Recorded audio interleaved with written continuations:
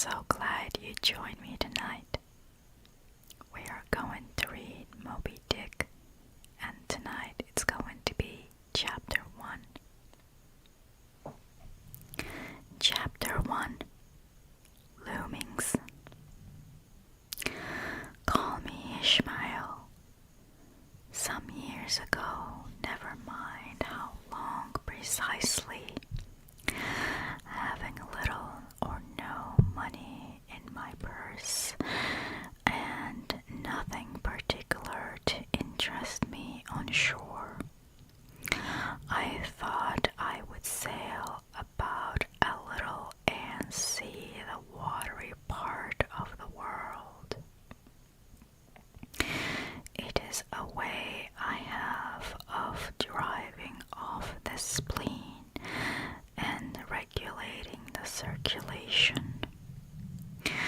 Whenever I find myself growing grim about the mouth, whenever it is a damp, drizzly November in my soul, whenever I find myself involuntarily pausing before coffee warehouses and bringing up the rear of every funeral I meet,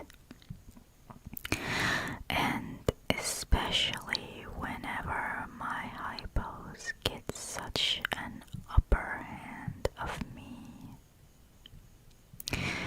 that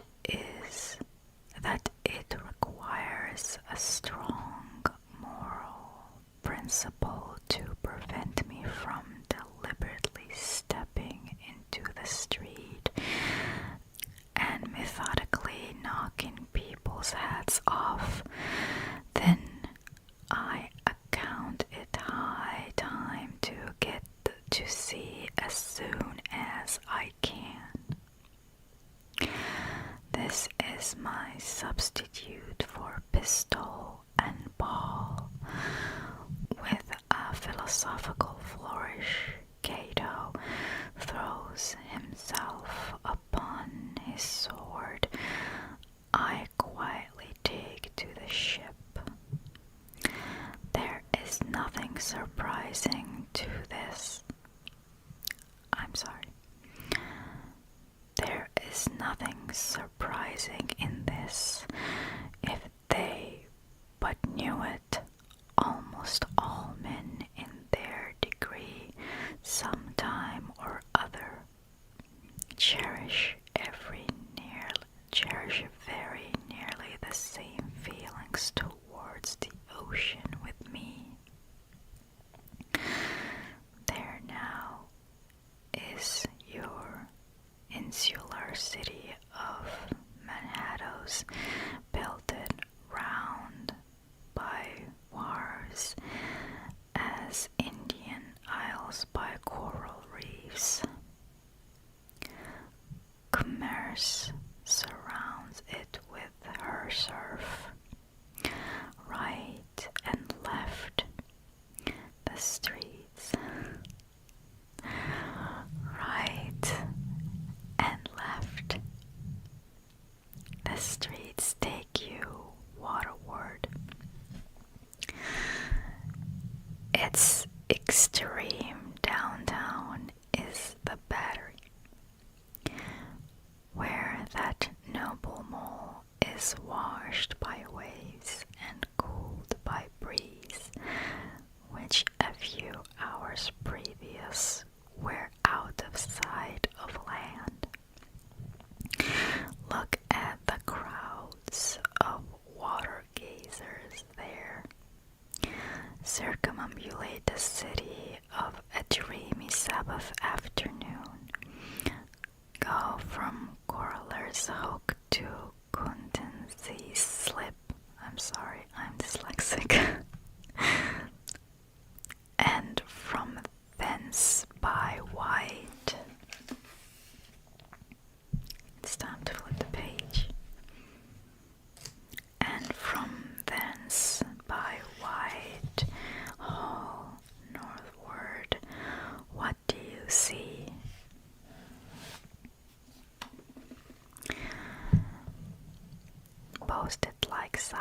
sentinels all around the town stand thousands upon thousands of mortal men fixed in ocean rivers.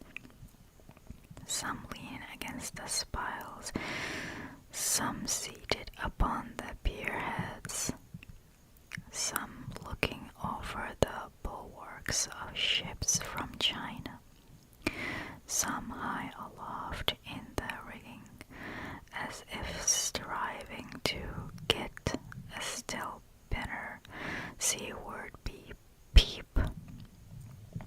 But these are all landsmen of weekdays pent up in lath and plaster, tied to counters, nailed to benches, clenched to desks. How then is this? Are the grain fields gone? What do they hear? But look, here come more crowds, pacing straight for the water and seemingly bound for a dive.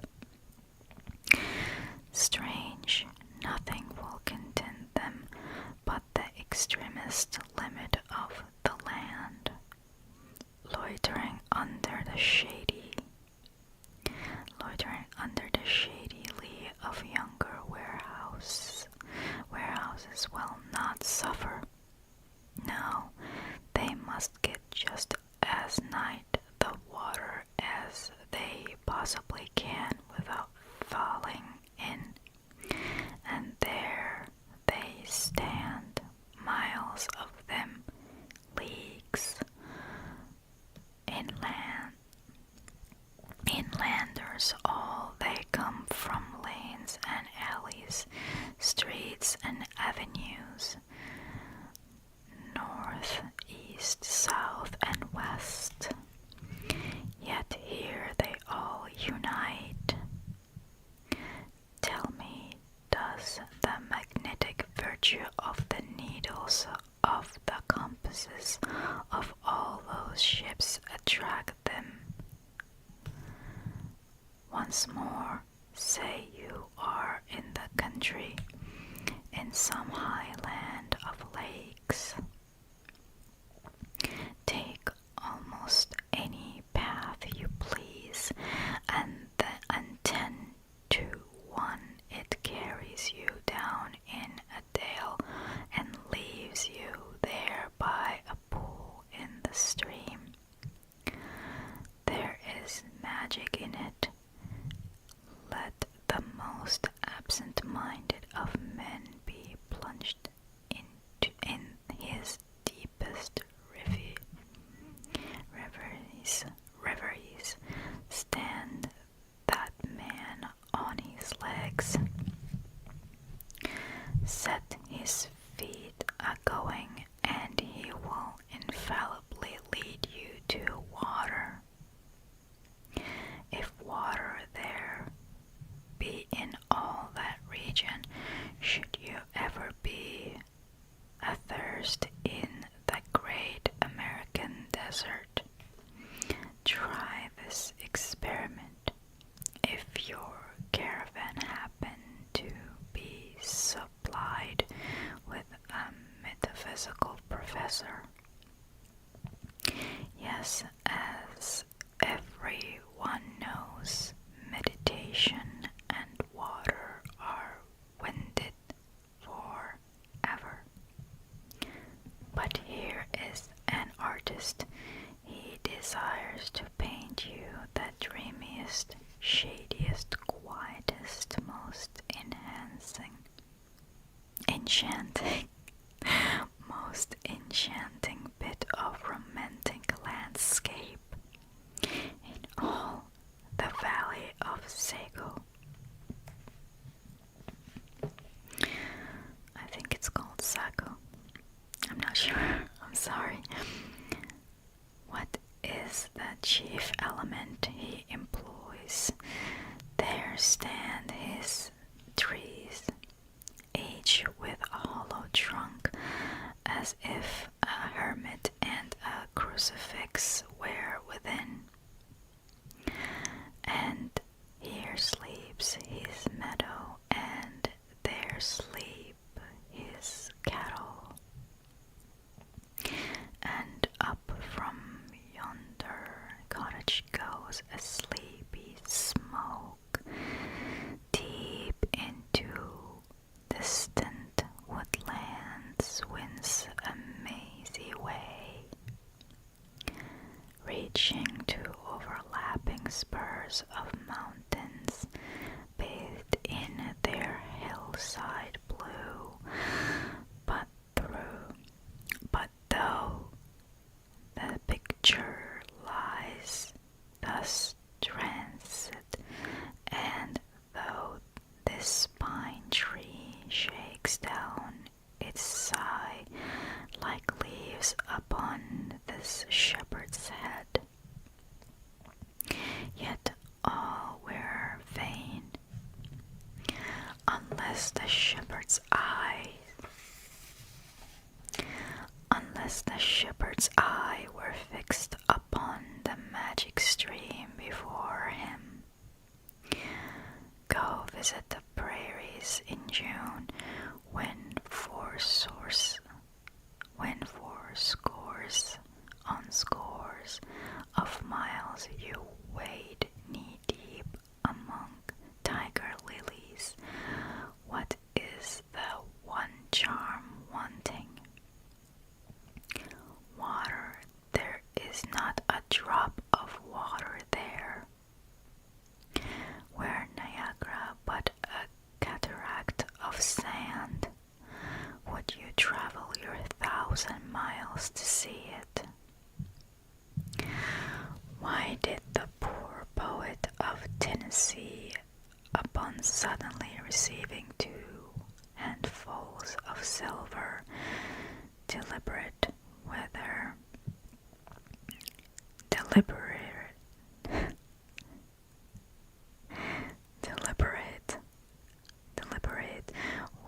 to buy him a coat, which he sadly needed, or invest his money in a pedestrian trip to Rockaway Beach?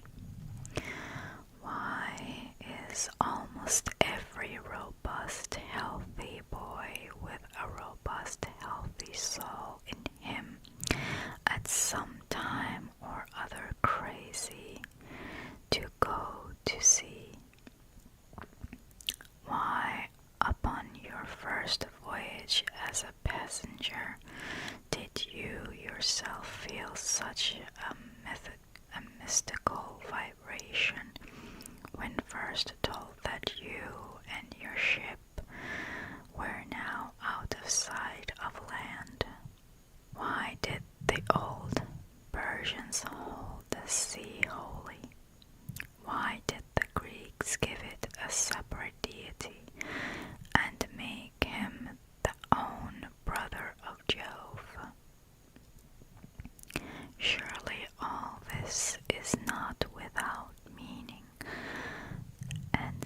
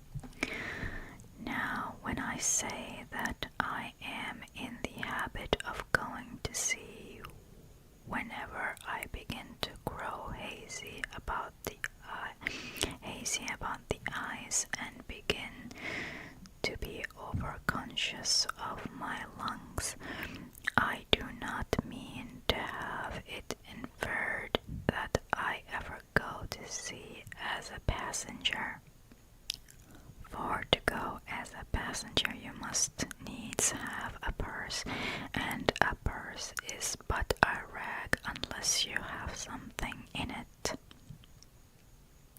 Besides, passengers get seasick, grow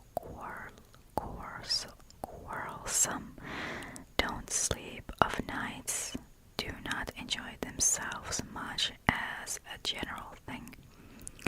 No, I never go as a passenger, nor though I am something of a salt, do I ever go to sea as a commodore, or a captain, or a cook. I abandon the glory and distinction of such offices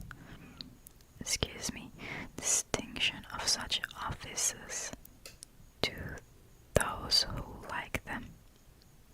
For my part, I abominate all honorable, respectable dollies, trails, and tribulations of every kind whatsoever.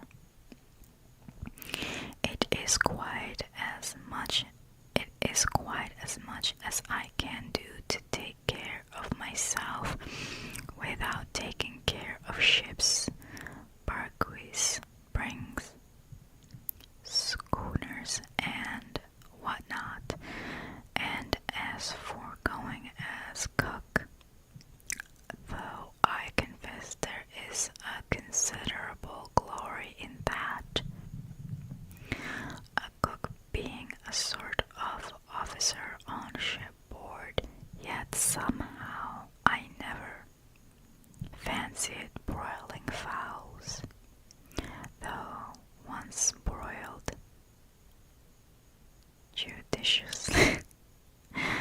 judiciously buttered. Excuse me, I am dyslexic. Flipping the page.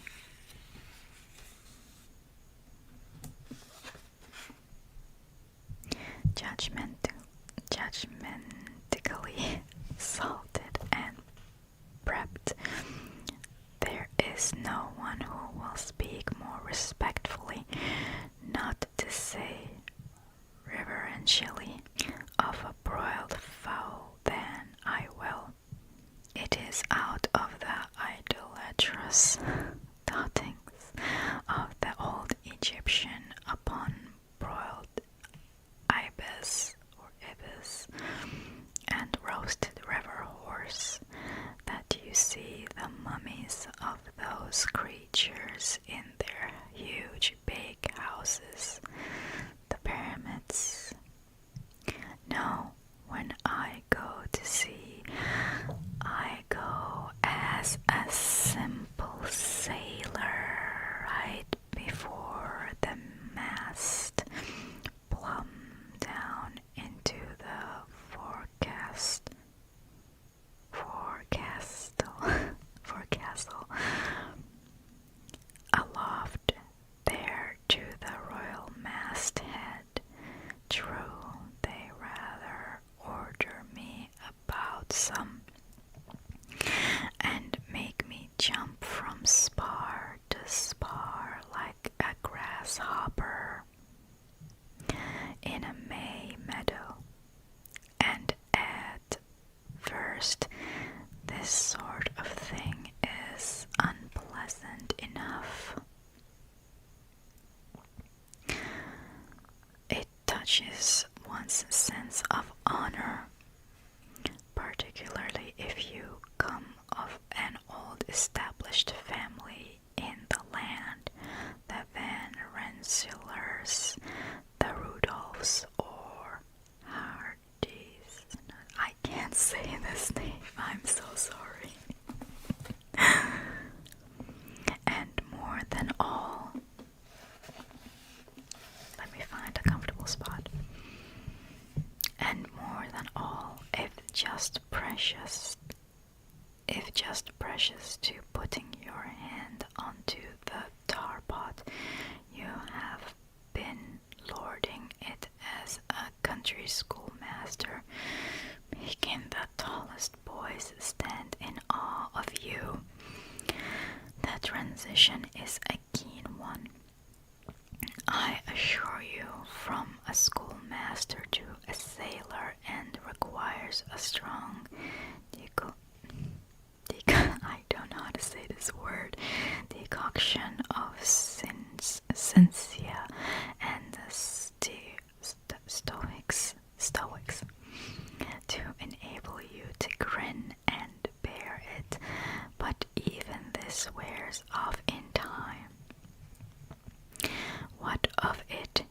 some old hunks of a sea captain orders me to get a broom and sweep down the decks.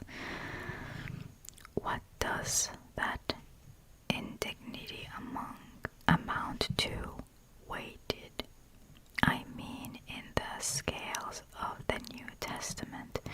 Do you think the Archangel Gabriel thinks anything the less of me because I promptly and respectfully obey that old hunks in that particular instance?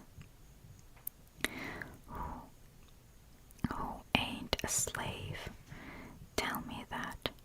Well then, however the old sea captains may order me about, however they may thump and punch me about, I have the satisfaction of knowing that it is all right, that everybody else is one way or other served in much the same way, either in a physical or metaphysical point of view. That is, and so the universal lump is passed around, and all hands should rub each other's shoulder blades and be content. Again, I always go to sea as a sailor because they make a point of paying me for my trouble, whereas they never pay passengers a single penny that I ever heard of. On the contrary, passengers themselves must pay, and there is all the difference in the world between paying and being paid. The act of paying is perhaps the most uncomfortable infliction that the two orchard thieves entailed upon us, but being paid, that will compare with it. What will compare with it? The urbane activity with which a man receives money is really marvelous.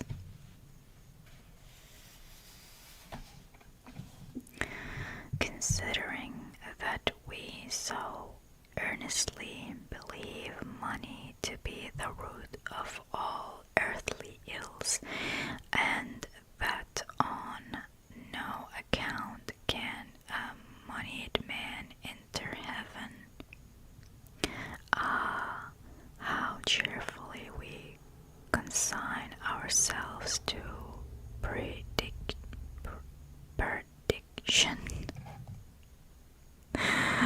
Finally, I always go to sea as a sailor because of the wholesome exercise and pure air of the forecastle deck. For as in this world headwinds are far more prevalent than winds from astern, that is, if you never violate the Pythagorean maxim. So, for the most part, the Commodore on the quarter-deck gets his atmosphere a second hand from the sailors on the forecastle. He thinks he breathes it first, but not so. In much the same way do the commonalty, I am sorry, I'm dyslexic, led their leaders in many other things at the same time, that the leaders little suspect it, by wherefore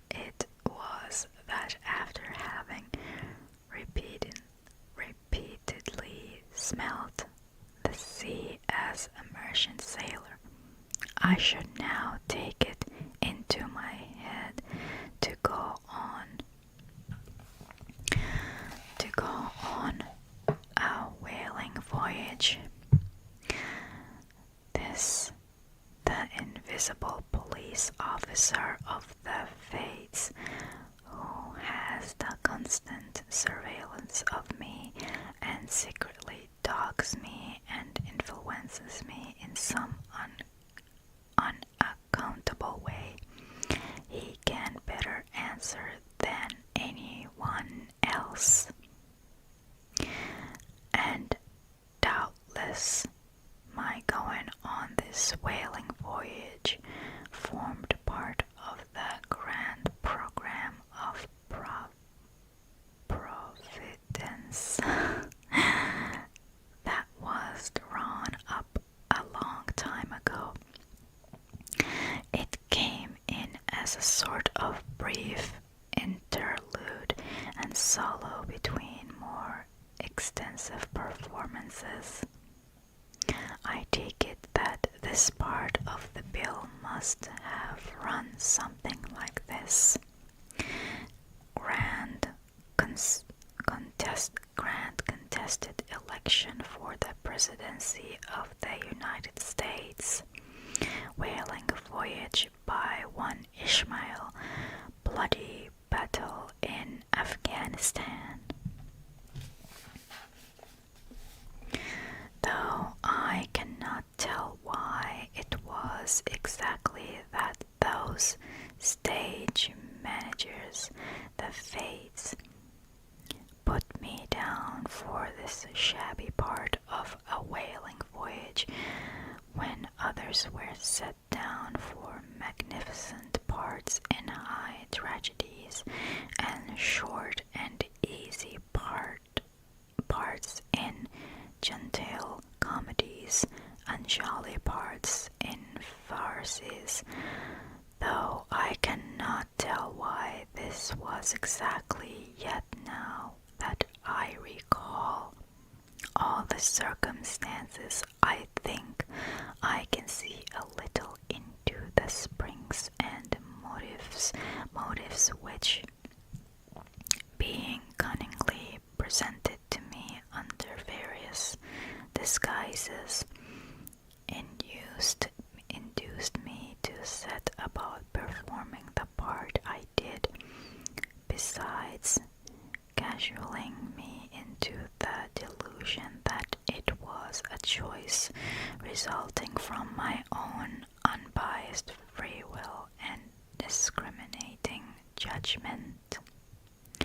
Chief among these motives was the overwhelming idea of the... It's time to flip the page. Chief among these motives was the overwhelming idea of the great whale himself, such as pretentious and mysterious monster roused all my curiosity. Then the wild and distant seas where he rolled his island bulk, the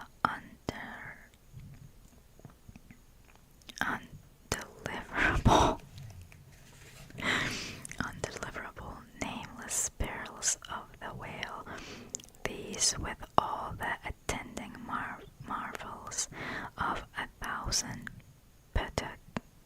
Patagonian sights and sounds helped to sway me to my wish. With other men, perhaps such things would not have been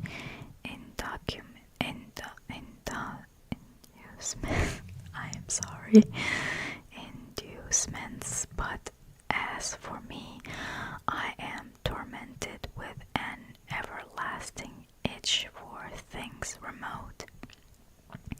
I love to sail forbidden seas and land on barbarous coasts, not ignoring what is good. I am quickly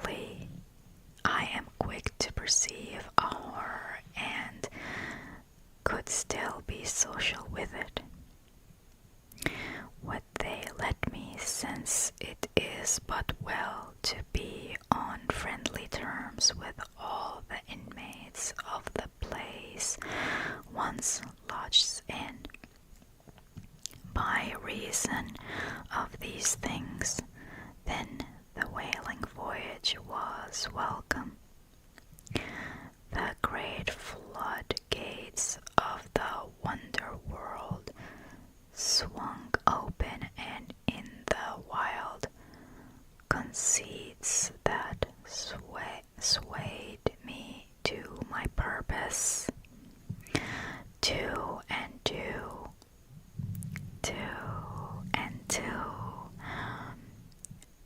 there floated into my inmost